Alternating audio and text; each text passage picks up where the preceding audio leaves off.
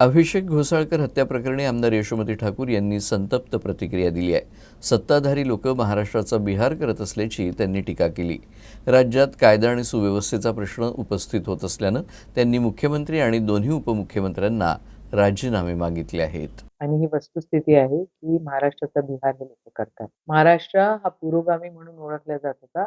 आज या गोळीबार प्रकरणांमुळे म्हणजे 4 दिवसाच्या आतमध्ये लोकप्रतिनिधीद्वारे किंवा लोकप्रतिनिधीवर असे गोळीबार होत असतील, याचा अर्थ असा आहे की पोलिसची भीतीच राहिलेली नाहीये।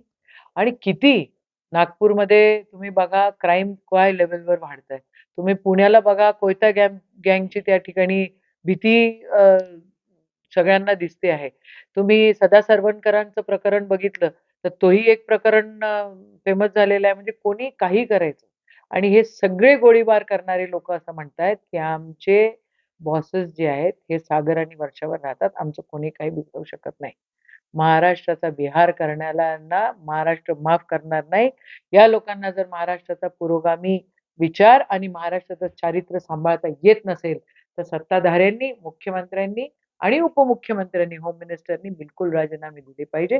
जबाबदाऱ्या स्वीकारल्या पाहिजे. नैतिकतेच्या आधारे यांनी खरंच राजीनामे दिले पाहिजे अशी आमची ठाम मागणी. तर संजय राऊत जे ट्वीट करतायत ते फोटो तर आहेतच ना त्यांच्यासोबतचे. हे तर प्रूफ्स आहेत.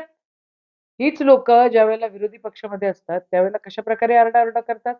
अरे महाराष्ट्र सांभाळता येत नसेल तर सोडा ना. आणि तुम्ही जर असे डाग महाराष्ट्राच्या चारित्र्याला लावत असेल, तर महाराष्ट्राची जनता तुम्हाला सोडणार नाही. एवढं लक्षात ठेवा.